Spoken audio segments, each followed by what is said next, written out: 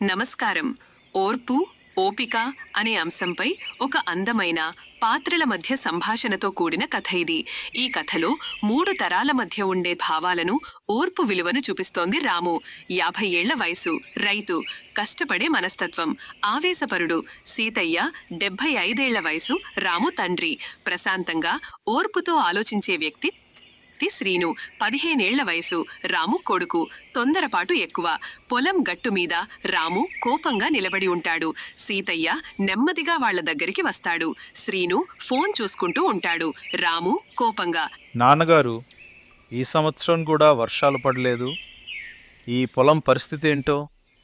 ఈ ఎండాకాలంలో ఎండిపోయిన భూమిని చూస్తుంటే నా ఒళ్ళు మండిపోతుంది. సీతయ్య శాంతంగా, అబ్బో, ఇంత తొందరపడితే ఎలా రాము? వర్షం పడకపోతే మన చేతుల్లో ఏముంది? ఓపిక పట్టాలి. రాము ఆవేశంగా, ఓపిక మీరెప్పుడు అదే చెప్తారు. నా ఓపిక నశించిపోయింది నాన్న. ఈ పొలాన్ని అమ్మేసి ఊరు వదిలి వెళ్ళిపోవాలనిపిస్తుంది. శ్రీను తల ఎత్తి చూస్తాడు. రాము వైపు చూసి ఫోన్ పక్కన పెడతాడు శ్రీను. తొందరగా, నాన్న, మనం సిటీకి వెళ్ళిపోదాం. అక్కడ బోలెడన్ని ఉద్యోగాలు దొరుకుతాయి. మనలాంటి వాళ్ళు ఎంతమంది అక్కడికి వెళ్ళి బతికేస్తున్నారు? సీతయ్య చిరునవ్వుతో, మీరిద్దరూ ఒకటే రకం తొందరపాటు. ఈ చెట్టు చూశారా? ఇది ఎప్పుడో నా చిన్నతనంలో నేను నాటాను. అప్పుడది ఇంతే చిన్నది. నేను రోజు దానికి నీళ్లు పోసి ఓపికగా పెంచాను. రాము విసుగుగా, నాన్నగారు, దానికి దీనికి సంబంధం ఏంటి? సీతయ్య శాంతంగా, ఉంది, పెద్ద సంబంధం ఉంది. ఈ చెట్టు పెరగడానికి కొన్ని ఏళ్లు పట్టింది. నేనే కంగారు పడి ఇది ఎప్పుడు పెరుగుతుంది, నాకు నీడ ఎప్పుడు ఇస్తుంది అని ఆలోచిస్తే ఈరోజు ఇంత పెద్ద చెట్టు ఉండేదా? మనం వేసిన కష్టం, పడిన శ్రమ వృధా పోదు. ఫలితం రావడానికి సమయం పడుతుంది. రాము, శ్రీను ఇద్దరూ ఆలోచనలో పడతారు.